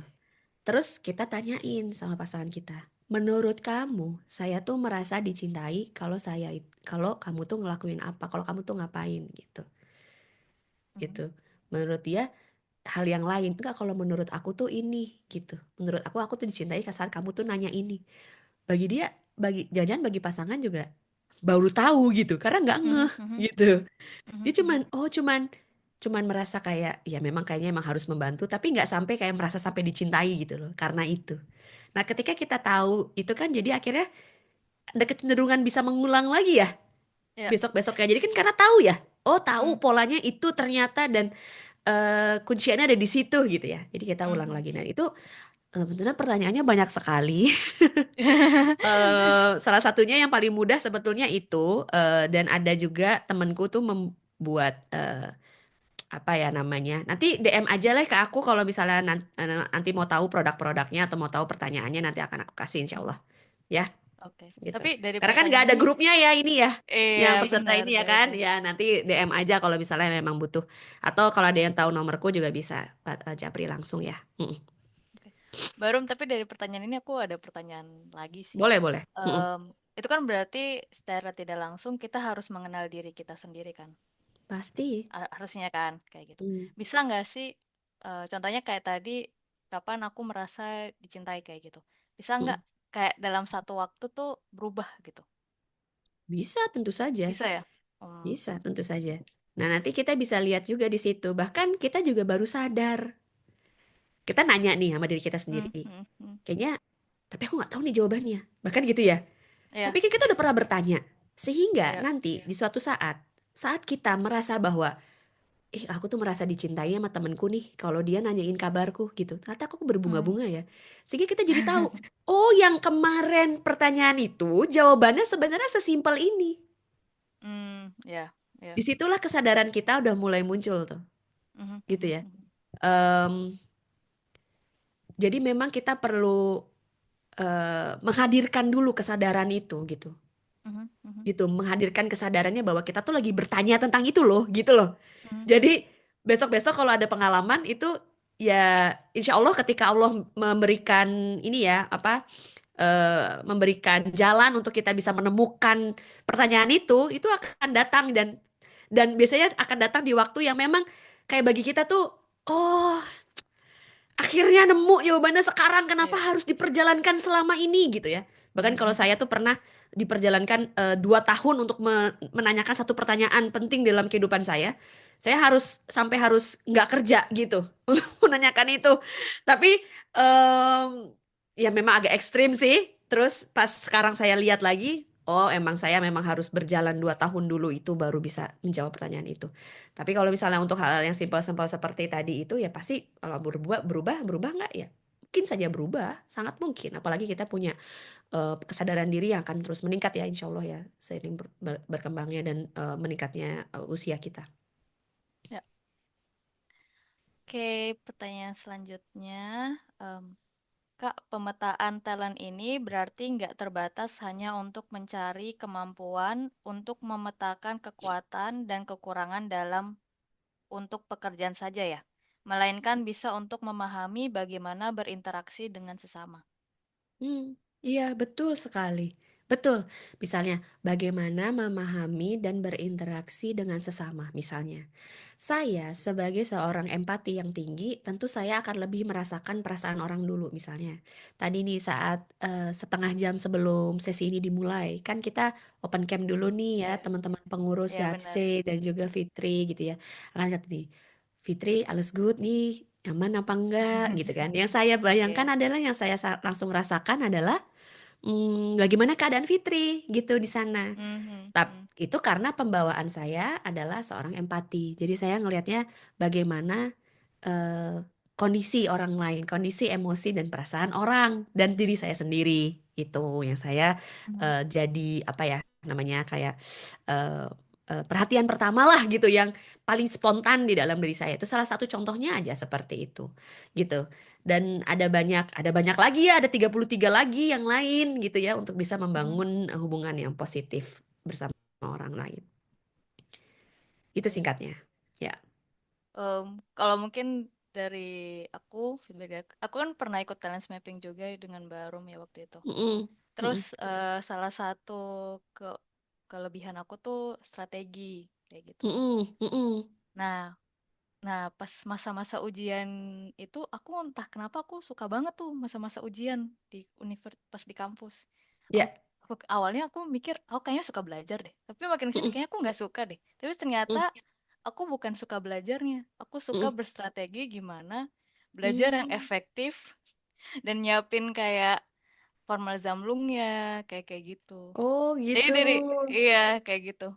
Wah, Kayak menarik gimana cara sekali. belajarnya kayak gitu. Itu sih Nah, makanya nah dari situ aku oh berarti memang strategi itu kelebihan aku banget gitu. iya, dan akhirnya nanti bisa, itu kan hal simple ya, Fit, yang di dalam kehidupan Mhm. Fitri sehari-hari. Oh, ternyata yang aku suka Ya, tuh cracking apa cara-cara yang paling efektif menuju iya benar. Iya, target gitu. Misalkan iya, target Fitri adalah lulus, gimana cara paling efektif menuju sana. Sehingga kalau ada iya. orang yang nanya ke Fitri, Fit gimana sih caranya supaya kita tuh belajar efektif gitu kan. Misalnya gitu, Fitri pasti Mhm. suka tuh pertanyaan Ih, itu. aku suka. Iya kan? Suka kan Iya, gitu ya. iya. Eh, dan bagi orang yang strategiknya lemah, Fit, seperti aku, pertanyaan Mhm. itu tuh kayak gimana ya? Tunggu bentar ya, aku refleksiin dulu gitu. Aku nggak begitu gitu, nggak begitu terlalu harus, nggak begitu berbinar-binar kalau tanya strategi gitu ya.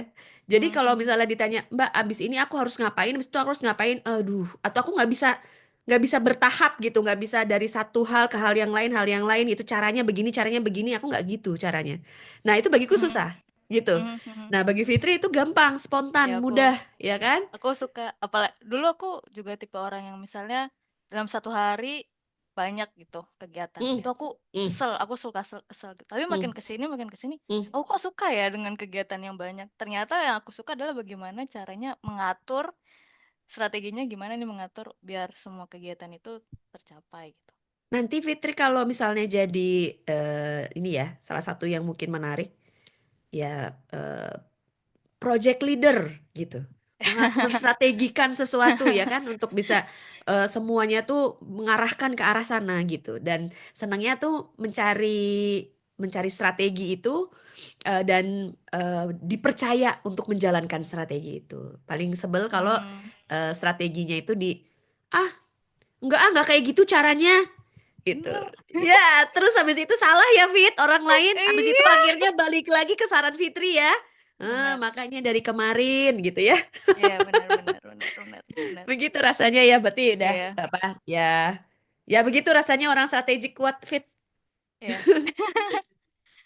Seru-seru. Oh ya, ini kita kan sebenarnya janjinya cuma sampai 10.30 nih baru. Tapi udah Mm-mm, 10.28, Mbak. gitu. Masih ada 3 pertanyaan lagi. Gimana, Mbak Rum? Silahkan aja, nggak apa-apa. Nggak apa-apa. Mm-mm, ya, Ini pertanyaan selanjutnya nih. Kak, apa aja sih masalah psikologis di lingkungan keluarga pada umumnya? Baik keluarga. hubungan anak dan orang tua, suami Hmm. istri, atau sesama saudara? Oke, pertama tidak saling memahami. Fondasi sekali. Tidak saling memahami maksud, dan yang kedua adalah ini biasanya barengan nih dua ini, tidak memiliki prasangka baik kepada keluarga, pasangan gitu ya. Di antara dua itu. Perpaduan dua Mhm. itu tuh yang paling basic biasanya kalau menurut pengalamanku. Jadi kalau ada konflik kita nggak tahu maksudnya dia itu apa, baik atau enggak gitu ya. Kadang kita udah mikirnya udah yang enggak gitu, sehingga jadi masalah. Dan kita juga nggak paham kenapa dia melakukan itu gitu. Eh, Sehingga ya gitu kita nggak begitu terlalu mengenal, tidak begitu mengenal pasangan, tidak begitu terlalu mengenal anak, tidak begitu terlalu mengenal orang tua begitu. Mhm. Sehingga dan memunculkan apa, prasangka-prasangka juga itu juga bisa memunculkan prasangka-prasangka yang tidak baik gitu. Jadi kalau misalnya basicnya itu adalah ini yang sering saya tangani ya, basicnya itu adalah berprasangka baik dan juga mengenal diri sendiri dan mengenal pasangan gitu. Dan ini memang membutuhkan skill sih gitu ya. Artinya ada yang memang orang tuh perlu dilatih gitu untuk bisa memahami pasangan tuh gimana sih gitu ya. Bahkan memahami pasangan bisa dimulai dengan memahami diri sendiri. Misalnya gini, ini yang biasa saya lakukan misalnya, em, kita akan menjelaskan konteksnya tuh apa. Pada saat itu tuh kejadiannya apa, lalu apa yang kita rasakan. Pada saat kamu itu bertanya kepada aku, em, hari ini kamu mau ngapain gitu. Di kepalaku itu akan ada eh, banyak banyak banyak apa ya, banyak jawaban gitu ya. Kamu hari ini mau ngapain gitu. Em, Misalnya kita udah ada prasangka nih duluan ya gitu. Apa yang ada di kepalaku tuh adalah ini gitu. Misalnya apakah kamu merasa curiga dan segala macam itu, kalau hal-hal seperti itu, kalau misalnya memang kita merasa bahwa orang itu kita mempunyai prasangka buruk dan kita bisa menanyakan apakah itu benar atau tidak gitu ya, itu akan lebih baik gitu. Bisa ditanyakan seperti itu secara langsung. Atau misalnya kita bisa nanya gini, kamu ngerasa capek? Aku bener-bener nggak paham kenapa kamu marah gitu. Kalau boleh nggak kamu jelasin ceritanya kalau kamu udah siap gitu. Maaf ya, aku bener-bener nggak ngerti gitu misalnya. Seperti itu. Jadi memang ada hal-hal yang kita memang perlu eh, perlu apa ya, perlu skill ya dalam memahami orang lain gitu satu sisi. Jadi itu yang sering kali nggak pas gitu ditangkapnya oleh orang lain. Begitu kira-kira. Menjawab nggak ya? Kalau Hmm, ada pertanyaan lagi, kirimkan lagi ya ke Fitri. iya, ya mungkin bisa ditanya kembali kalau misalnya belum terlalu jelas. Masih ada pertanyaan lagi. Selanjutnya, kita lanjut aja kali ya, Mbak ya. Boleh, boleh. Oh, terjawab katanya, Mbak. Oh, oke, Alhamdulillah. Alhamdulillah. Mau tanya, bagaimana cara meluaskan relasi? Saya merasa Mm-mm, sangat sulit membangun relasi baru mm-mm. di memaintenance-nya. Apa Dan ada maintainnya ya. maintain ya benar? Ya, oke. Apa ada faktor bakat yang lemah yang membuat susah berhubungan dengan orang lain? Ya, ya. Ada satu bakat yang namanya WOO, winning other over. Tidak begitu terlalu suka ketemu dengan orang baru sebetulnya. Nah, kalau setiap sehari harus ketemu sama orang baru, misalnya sales gitu, atau dia harus cari klien, dia itu adalah orang-orang yang biasanya harus memaintain, dan yang kalau maintain lebih ke relator namanya, jadi orang yang senang menjalin hubungan jangka panjang. Jadi kalau kita pindah tempat atau pindah tempat tinggal, biasanya orang-orang yang udah nggak deket sama kita tuh udah kita lupain tuh, kita udah lupa, udah nggak nyapa lagi, udah males berhubungan lagi. Nah, itu orang-orang yang relatornya lemah. Nah, kalau orang-orang yang relator lemah, WOO lemah, terus harus ketemu sama klien, harus menjaga retaining klien-klien untuk datang lagi, untuk atau enggak dia supaya orang-orang pada beli barangnya lagi gitu kan. Itu males lah pasti kalau untuk berhubungan sama customer, berhubungan sama orang gitu ya. Nah, bagaimana mensiasatinya ya sebenarnya ada beberapa cara. Pertama adalah fokus pada kekuatannya. Kekuatannya apa dulu nih yang kamu punya? Kekuatan yang kamu punya itulah yang akhirnya bisa membuat dirimu ketemu dengan orang itu bisa lebih bersemangat. Misalnya, kamu punya bakat apa ya untuk ketemu orang, misalnya communication gitu misalnya. Ya kita pakai ketika menyapa ketika jadi yang dilatih itu adalah bagaimana dirimu berkomunikasi saat ketemu dengan orang baru dan bertemu dengan orang lama gitu. Nah, mungkin memang cara berkomunikasinya agak template, tapi nggak apa-apa. Memang niatnya tuh adalah pengen ngobrol gitu. Pokoknya aku tuh pokoknya pengen ngobrol aja gitu ya, ketemu sama orang gitu. Itu bisa gitu. Atau dalam rangka misalkan ketemu dan mengembangkan orang tuh cuman dalam rangka mengembangkan kemampuan orang lain, cuman dalam rangka pendidikan gitu. Berarti memang ya ketemunya dalam rangka itu aja gitu. Jadi gimana kamu berkegiatannya cuma dalam rangka si pendidikan itu gitu. Training atau melatih orang atau menjadi coach gitu ya.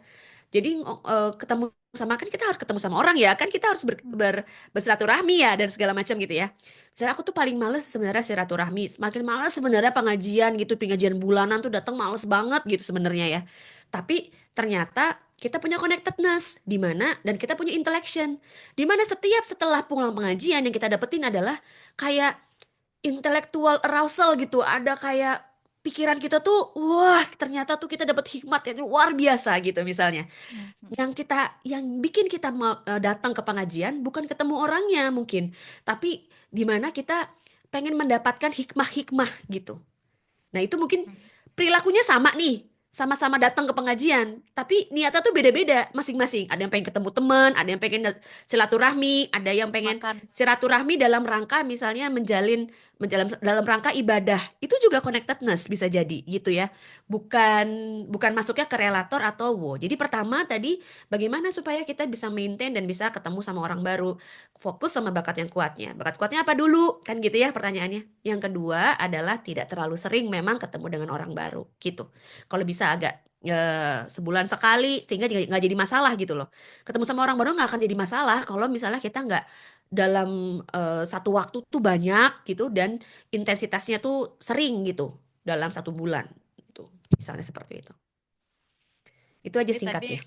tadi ada komentarnya, Mm-mm, katanya mm-mm. bakat komunikasinya rendah, tapi Oke. relatornya cukup tinggi nomor 6.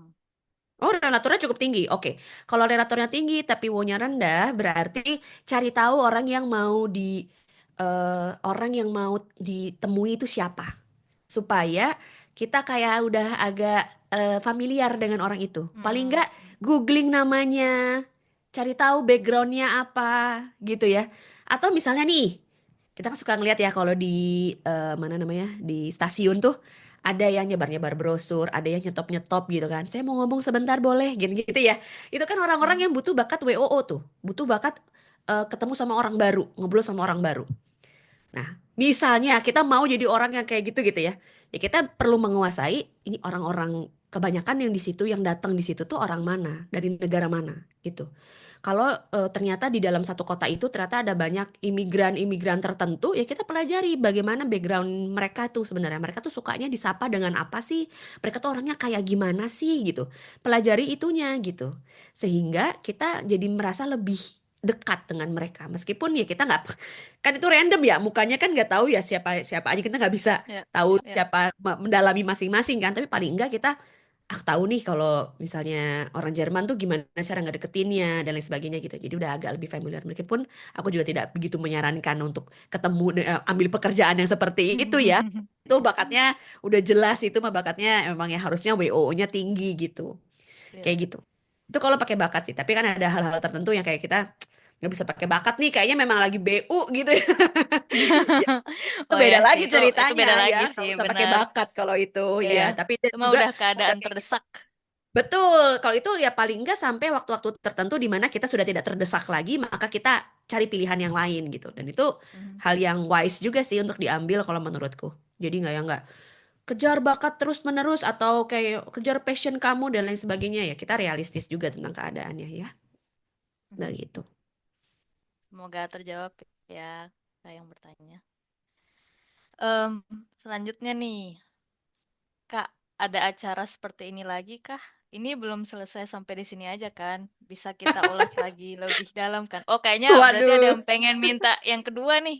dengan senang hati. Aku biasanya senang dapat request kalau mau tahu mau ini sekalian David. Mumpung Apa? ini aku kasih yang tadi apa masukan ya.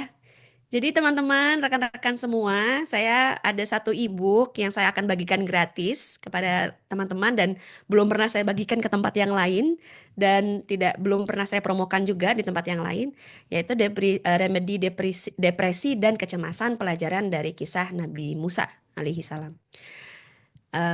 Bukunya akan saya kirim insya Allah di hari Senin. Tapi saya minta email dan data-datanya untuk bisa saya kirimkan ya di hari Senin nanti sekalian ada beberapa masukan untuk acara ini. Jadi silakan tulis di sini di s.id garis miring casman underscore aibc atau di scan aja barcode-nya. Nggak lama, nggak sampai semenit mungkin. Nah, mohon diisi di situ mau ngebahas tentang apa dan bagaimana kesannya tentang acara ini begitu ya.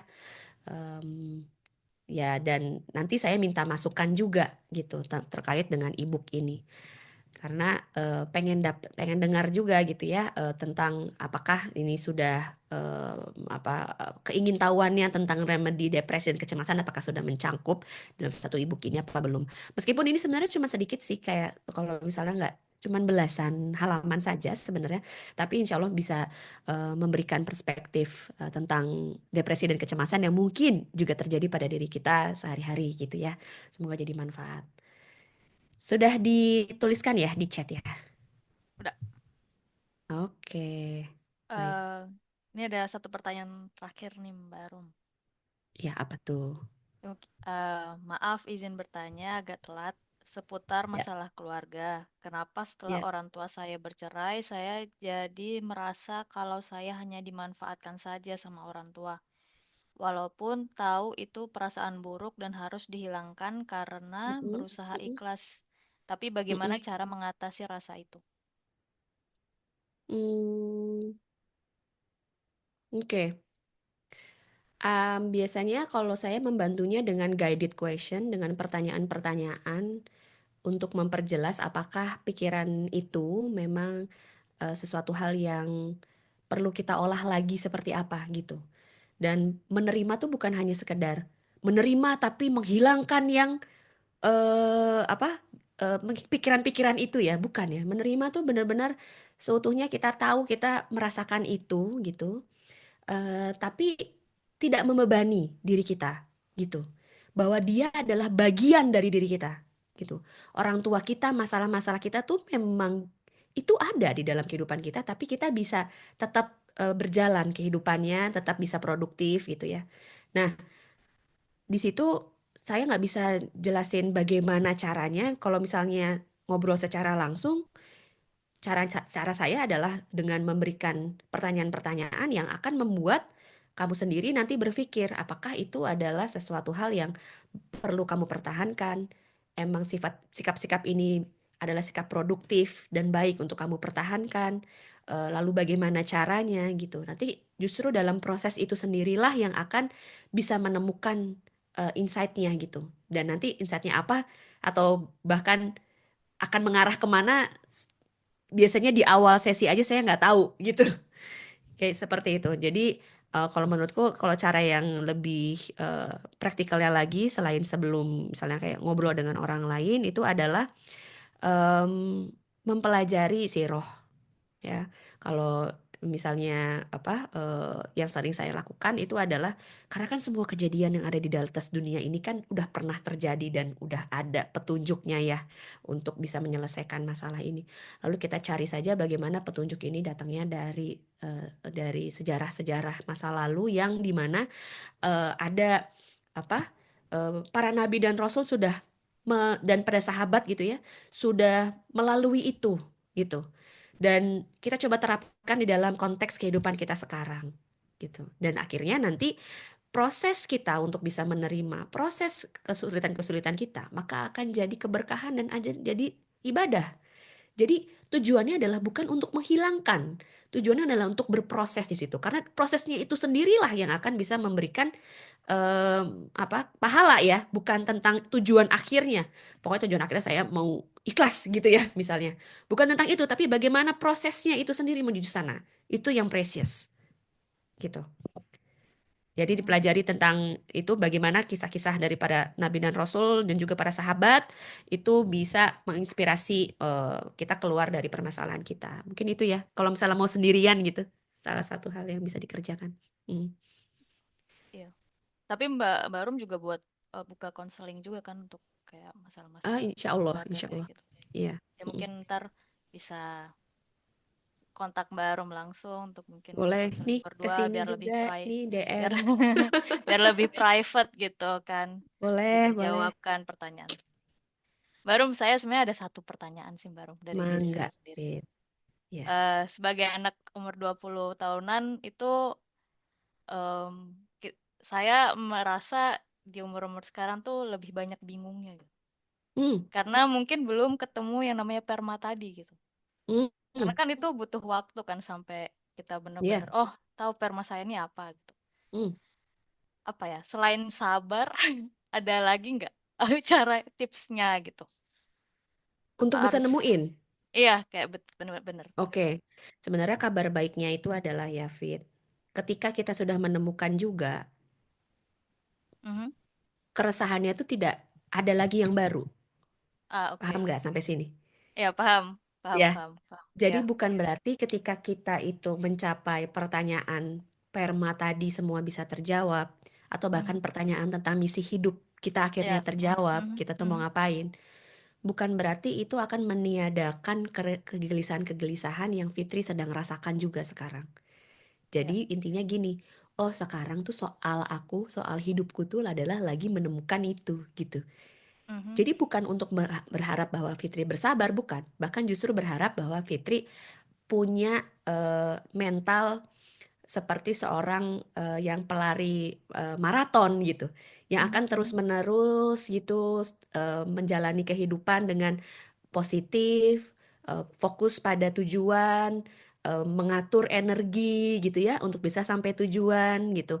Punya mhm. resiliensi, ketahanan gitu ya untuk bisa fokus sampai tujuan. Tujuannya apa? Tujuannya adalah sampai surga, kan ke sana yang kita Ya, ya, ya. harapkan ya. Jadi bagaimana kita punya itu semua untuk menjalani apa fokusnya adalah itu dan ketika kita lagi mau bertanya tentang perma itu memang fokus kita adalah bagaimana dalam dalam dalam perjalanan kita mempertanyakan itu tuh bagaimana ini semua tuh jadi ibadah gitu ke arah sana. Mhm, Nantinya karena ya Fit, ketika sudah bisa menemukan jawaban itu sendiri, nanti ada mhm. kebingungannya sendiri, ada masalahnya sendiri, ada Hmm, tantangan-tantangannya sendiri misalnya.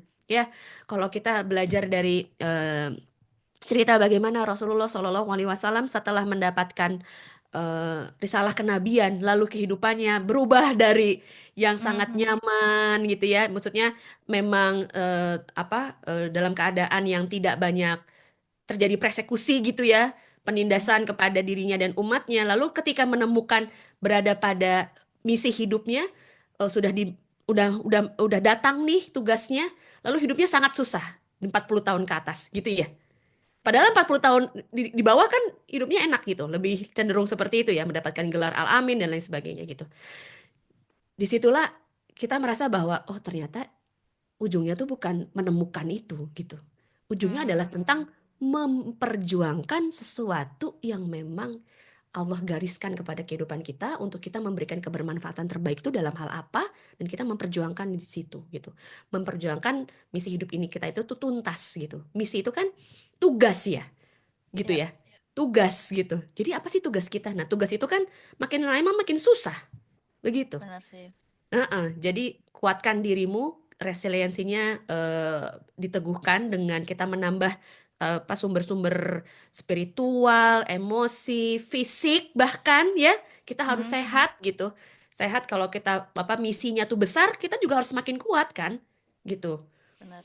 Ya, kayak aku misalnya merasa sekarang ini memang lagi eh, nggak makan yang nasi, terus kandungan susu dan juga tepung-tepungan susah sekali ya. Aduh, di Jerman lagi kan yang semuanya roti ya, yang roti-rotinya enak gitu ya. Tapi itu aku harus lakuin supaya kuat untuk bisa ketemu sama klien 4 orang tiap hari. Masalahnya makin kesini makin luar biasa gitu yang dateng gitu ya. Harus secara emosional, secara emosi juga aku harus jaga dengan asupan-asupan yang benar. Begitu contohnya. Wallahu a'lam bishawab. Semoga bisa jadi manfaat. Semua yang baik itu berasal dari Allah. Banyak yang salah pasti dari saya. Diambil yang baik-baiknya. Nah, ini udah selesai kan ya, Fit? Sampai Eh, sini? tiba-tiba ada yang mau bertanya lagi. Nah, dari Barum gimana nih? Masya Allah. Ya deh, nggak Semangat apa-apa banget. gitu. Aduh, Mungkin yang seneng. mau bertanya, eh, Boleh, boleh. ini pertanyaan mungkin yang mau bertanya langsung open mic aja kali. Kalau misalnya berkenan. Tadi dia baru nanya, baru ngechat aku masih boleh Mbak, bertanya. siapa nih? Amalia ini? Ya, ya benar. Silakan, Mbak.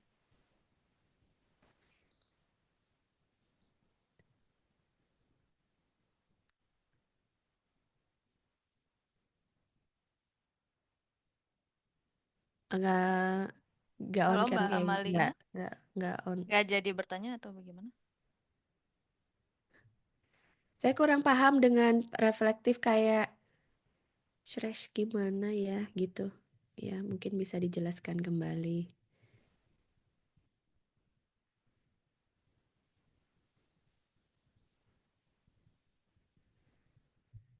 Sepertinya tidak ada fit. Tutup saja. Sudah? Apakah masih Oh, ada udah, yang udah. Udah sih. Udah udah? nggak ada. Ya, Oke. em, Terima kasih, Mbak Arum.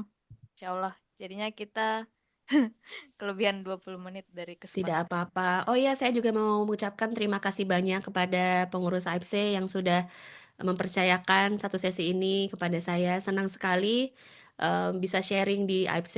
Tentu memperkuat para profesional di Jerman ini memang salah satu yang jadi perhatian saya ya. Karena memang sumber dayanya luar biasa besar di sini dan kehidupan di Jerman juga ya penuh dengan lika-liku yang em, cukup ini ya bisa satu sisi itu bisa sangat menggembleng gitu ya kekuatan di dalam diri kita gitu. Jadi saya merasa sangat bersyukur sekali bisa hadir di sini dalam keadaan sehat dan akhirnya tuntas juga amanahnya. Terima kasih banyak terutama kepada Abid juga Pak dan juga Pak Mas Ruri yang sudah memberikan amanah ini kepada saya. Ya. Ya. eh, Kalau ngobrol sama Mbak Arum tuh nggak puas emang kalau cuma beberapa menit. Minimal Ayo atur satu datang ke setengah Bon. jam. Karena ngobrolin Mbak Arum tuh kayak ngobrol dengan diri sendiri gitu. Jadi lebih Oh iya, selalu Masya lebih Allah. mengenal Alhamdulillah, diri sendiri. Alhamdulillah. Maaf tadi aku kelempar, masih boleh nanya nggak Mbak Arum? Oh, Oh ini alah, ada setelah. oke. Kok Boleh, pas boleh. banget Boleh. Mbak kelemparnya pas ditanya. Iya, iya. Iya, Nggak tahu. Ini mau nanya kayak tadi pertanyaan reflektif kayak tentang saya tertarik dengan psikologi mental health di keluarga. Kan paling penting komunikasi yang tadi kata Mbak Rum. Nah, Mm-mm. komunikasi yang paling deep talk kayak gitu kayak nanya gimana sih apa kamu ngerasa disayang kalau kayak gimana? Itu pertanyaan itu tuh kadang masih Mm-mm. kerasa kayak cringe gitu. Nah, Oh, ngatasin itu tuh gimana ya? Itu tuh pertanyaan yang menurut aku tuh itu kunci sebenarnya. Cuman untuk menuju ke sana tuh kami termasuk pasangan yang kayak gimana ya, kayak jarang yang sangat deep kayak gitu tuh, kayak oh, oke. cringe gitu. Ya, Ngatasin ya, itu ya. tuh gitu. Mm-mm. Sehari-hari suka ngobrol nggak tapi?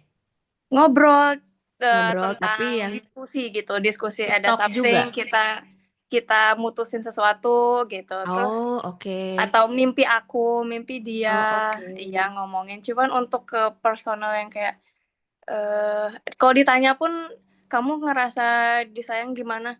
Nggak tahu. Gitu, kayak gimana Oh, ya dia juga oke. bingung gitu. Jadi nggak ada berkelanjutannya tema itu, pertanyaan kayak Oke. gitu.